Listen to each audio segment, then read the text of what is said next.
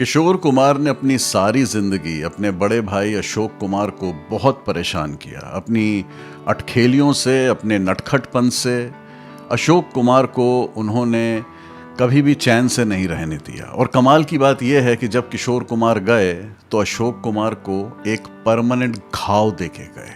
ये भाग्य की विडंबना है कि किशोर कुमार की डेथ और अशोक कुमार की बर्थडे एक ही दिन थी। 13 अक्टूबर 1987, 1987। आज से करीब 35 साल पहले किशोर कुमार इस दुनिया से चले गए, लेकिन अपनी आवाज़ छोड़ गए, अपने गाने छोड़ गए, अपनी कॉमेडी छोड़ गए, अपनी फिल्में छोड़ गए, अपनी हंसी छोड़ गए।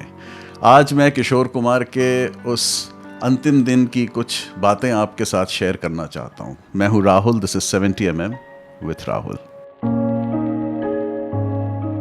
13 अक्टूबर 1987, 13 अक्टूबर 1987 गांगुली परिवार के लिए एक बहुत ही खुशनुमा दिन था, क्योंकि परिवार के मुखिया दादा मुनि अशोक कुमार का जन्मदिन था। किशोर कुमार साहब ने सुबह सुबह दादा मुनि अशोक कुमार को फ़ोन किया था और ये कहा था कि आप अपना जन्मदिन हमारे साथ ही मनाएंगे, लेकिन अशोक कुमार ने मना कर दिया। उसका कारण ये था कि उसी साल 1987 में ही अप्रैल के महीने में अशोक कुमार की वाइफ गुजर गई थी और अशोक कुमार का कोई मूड नहीं था अपना जन्मदिन मनाने का।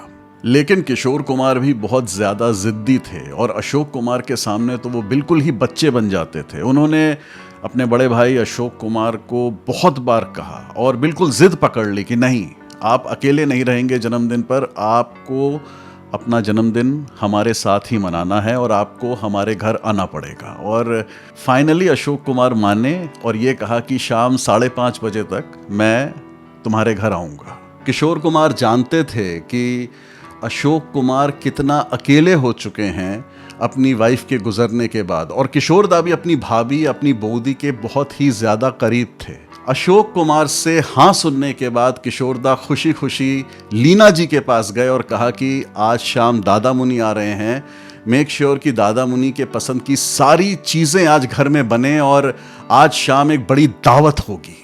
आपको जान के हैरानी होगी कि उस दिन किशोर कुमार साहब ने लंच भी ठीक से नहीं किया। ये कहा कि बस कुछ हल्का खाऊंगा ताकि शाम को दादा मुनि के साथ अच्छी तरह खा सकूं। लंच के बाद किशोर कुमार अपनी स्टडी में चले गए, जहां उन्होंने 3-4 फ़ोन कॉल्स किए।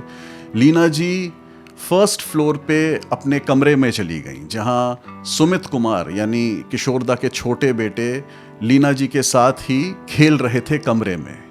किशोर कुमार सडनली ऊपर फर्स्ट फ्लोर तक आए जहां लीना जी थीं और किशोर दा की हालत ठीक नहीं थी।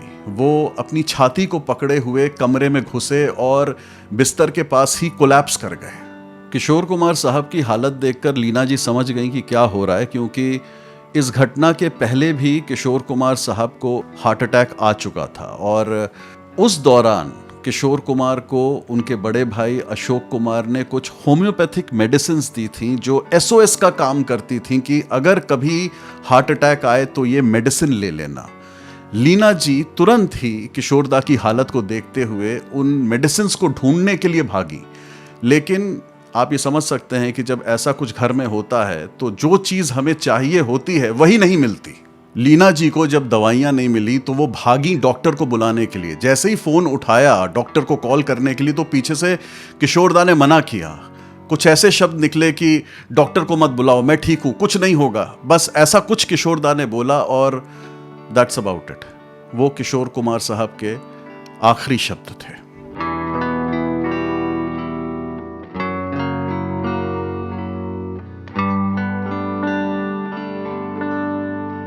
किशोर कुमार के बड़े बेटे अमित कुमार उस वक्त इंडिया में नहीं थे। उनको खबर दी गई, खबर बाकी लोगों को भी दी गई, सारे रिश्तेदारों को, इंडस्ट्री वालों को। सब लोग धीरे धीरे किशोर कुमार के बंगले गौरी कुंज में आने लग गए। धीरे धीरे सब लोग आए और फिर आए दादा मुनि अशोक कुमार भी, जो अपने छोटे भाई की बॉडी को देखकर ऐसा बताया जाता है कि बिलख बिलख कर रोए। इमेजिन करिए अशोक कुमार की हालत। उसी एक साल में कुछ महीने पहले उनकी वाइफ की डेथ हुई और उनके जन्मदिन पर उनके छोटे भाई की।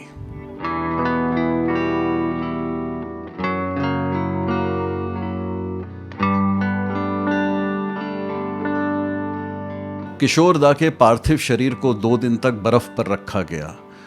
2 दिन बाद अमित कुमार विदेश से लौटे और तब किशोर कुमार का पार्थिव शरीर उनके घर गौरी कुंज से आरके स्टूडियोज़ मुंबई में चेंबूर एरिया में है, वहाँ ले जाया गया, क्योंकि इंडस्ट्री के लोग आना चाहते थे, किशोर कुमार को देखना चाहते थे, अपनी लास्ट रिस्पेक्ट्स पे करना चाहते थे। तो राज कपूर साहब ने ये कहा था कि किशोर कुमार की बॉडी को आप यहाँ लेके आइए ताकि सब लोग उनको देख सकें। एक दिन आरके स्टूडियोज़ में रहने के बाद अगले दिन फाइनली 16 अक्टूबर 1987 को किशोर कुमार का पार्थिव शरीर अपनी अंतिम यात्रा के लिए निकला, मुंबई के चेंबूर से लेकर मध्य प्रदेश के खंडवा शहर तक। खंडवा शहर जहां किशोर कुमार पैदा हुए थे, वो शहर जहां किशोर कुमार जाना चाहते थे, और वो शहर जहां फाइनली किशोर कुमार को उनके बेटे अमित कुमार ने 16 अक्टूबर 1987 को अग्नि दी। और इस तरह सब ने किशोर कुमार को अंतिम अलविदा कहा, द फाइनल गुड बाय। चलते चलते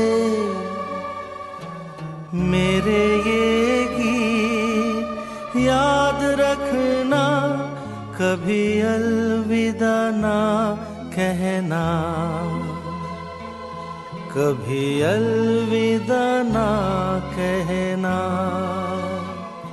कभी अलविदा ना कहना।